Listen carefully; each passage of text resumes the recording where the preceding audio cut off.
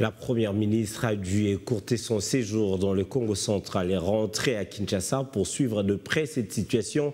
Judith Suminwa a été à Kimpese dans le Congo central pour lancer officiellement la rentrée scolaire 2024-2025. Le go a été donné au lycée Ntumba où la première ministre a réaffirmé la détermination de son gouvernement à pérenniser la gratuité de l'éducation de base.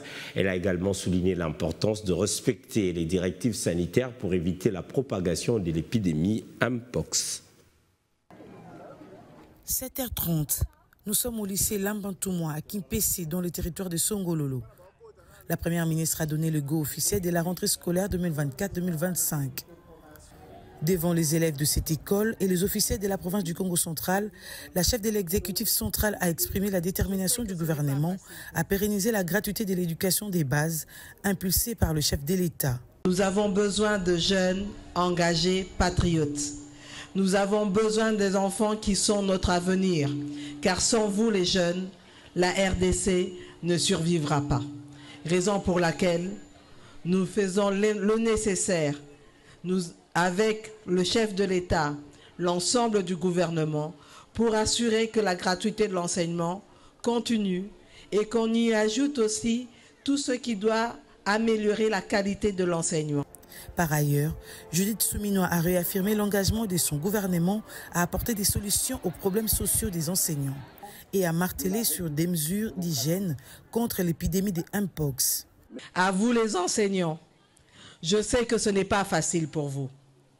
Nous avons eu la commission paritaire du secteur de l'éducation. Je sais que avec votre banc syndical, nous nous sommes accordés sur un certain nombre de choses et que nous allons devoir ne pas y déroger. Mais je vous en prie, nous sommes un gouvernement responsable.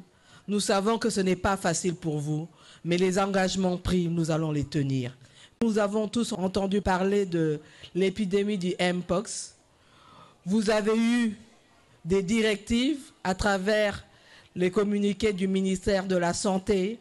Je vous prie d'en tenir compte parce que c'est important. La santé de la population, la santé de nos enfants est quelque chose d'important sur lequel il va falloir faire très attention pour que cette épidémie puisse être contenue et ne pas se répandre. La rentrée scolaire est effective, mais on note la baisse du taux de scolarisation des filles au Congo central selon le Proved. Plus les élèves passent de classe, plus les effectifs des filles diminuent.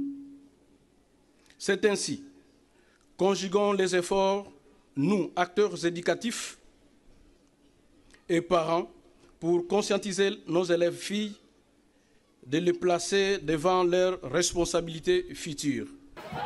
À titre symbolique, la première ministre a remis quelques fournitures scolaires aux élèves en signe d'encouragement.